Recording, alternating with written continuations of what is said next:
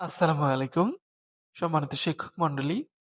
আজকে আমরা দেখব স্মার্ট পাঠশালা এই সফটওয়্যারে কিভাবে এক্সামের টাইপ এবং এক্সামের হেড গুলোকে ম্যানেজমেন্ট করতে হয়। দুটো কাজই একবারের জন্য বা একবার করলে লাইফ টাইম হয়ে যায়। বাট দুটো কাজই খুবই ইম্পর্টেন্ট। তাই অত্যন্ত মনোযোগ সহকারে কাজটাকে বুঝে নিবেন এবং সঠিক ও নির্ভুলভাবে কাজটা করার চেষ্টা করবেন। তো চলুন আমরা দেখি কিভাবে স্মার্ট পাঠশালা সফটওয়্যারে আমরা এক্সামের টাইপ ম্যানেজমেন্ট এবং হেড ম্যানেজমেন্টটা করব। এটার জন্য আমরা একটা ব্রাউজার ওপেন করে নিব। অ্যাড্রেস বারে গিয়ে আমরা লিখব school.smartpathshalabidi.com। লিখে এন্টার বাটন প্রেস করলেই আমাদের লগ ইন অ্যাক্সেস চলে আসবে। আমরা এখানে আমাদের প্রয়োজনীয় ইনস্টিটিউট আইডি, ইউজার নেম এবং পাসওয়ার্ড দিয়ে সাইন ইন করে নিব। এরপরে আমরা চলে আসবো এক্সামে। এখানে আমরা সুন্দর করে এক্সাম টাইপটাকে বেছে নিব। এক্সাম টাইপটা কি? এক্সাম টাইপ মূলত হচ্ছিল যে আমার প্রতিষ্ঠানে কোন কোন শিরোনামে পরীক্ষা হবে এগুলোকে অ্যাসাইন করা। যেমন আমার এই প্রতিষ্ঠানে একটা অ্যাসাইন মানে এক্সামের নাম হচ্ছিল হাফ ইয়ারলি।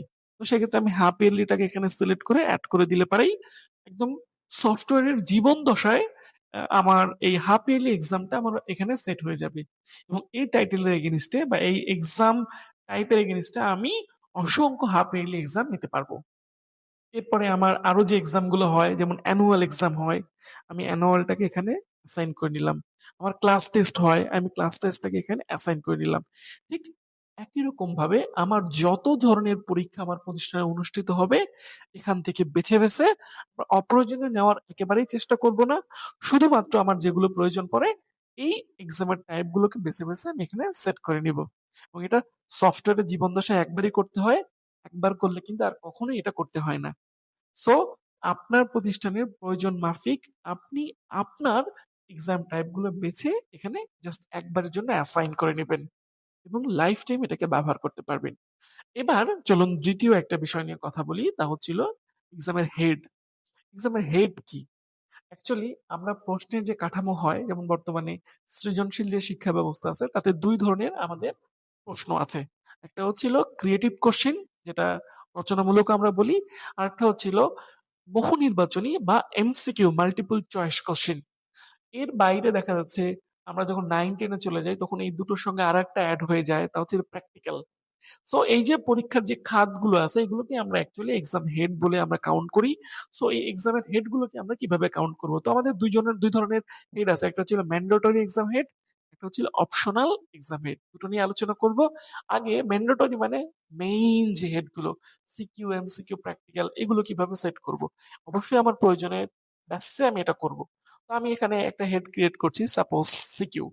এটার জন্য আমি করব কি আমার ম্যান্ডেটরি অপশনের দরকার। আমি এখানে আসলাম, এখানে আমি দিলাম হেড নাম্বার 1, আমি হেডের টাইটেল দিলাম সিকিউ, আমি এখানে ডিটেলসে দিলাম ক্রিয়েটিভ কোশ্চেন, অ্যাড করে দিলাম। আমার কিন্তু একটা হেড তৈরি হয়ে গেল।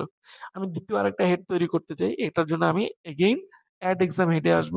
এখানে আমি আমার হেডের টাইপটা বা আইডি হিসেবে 2 দিয়ে দিব। এখানে আমি দিয়ে দিলাম এমসিকিউ এবং এখানে আমি দিয়ে দিলাম মাল্টিপল চয়েস কোশ্চেন। ক্রিয়েটিভ না, multiple choice. Multiple choice question দিয়ে আমি এটাকে অ্যাড করে দিলাম। এরপর আমার আরেকটা লাগতে পারে, তা হচ্ছিল প্র্যাকটিক্যাল। তো আমি এটা দিয়ে দিলাম। আমি 3 নাম্বারে দিলাম প্র্যাকটিক্যাল।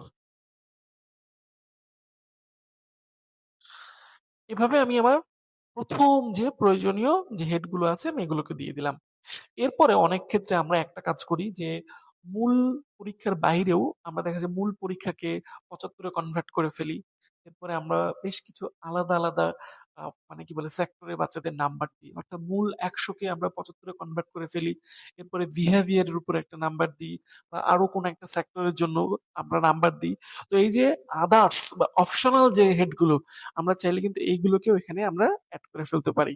তো এটার জন্য আমি সাপোজ ক্লাস টেস্টের উপর একটা আমি নাম্বার বিশ্লেষণ করতে চাই।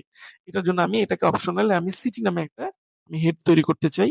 এটার জন্য আমি অ্যাড এক্সাম হেডে আসলাম। এখানে আমি 1 নাম্বার দিলাম। এগেইন আমি 1 নাম্বার দিলাম। এখানে আমি দিলাম হচ্ছিল সিটি, আমি দিলাম হচ্ছিল ক্লাস টেস্ট। ওকে? এরপরে আমি হয়তো অ্যাসাইনমেন্ট হিসেবে দিব। এর জন্য আমি আরেকটা হেড দিলাম 2, আমি দিলাম অ্যাসাইন। আমি এখানে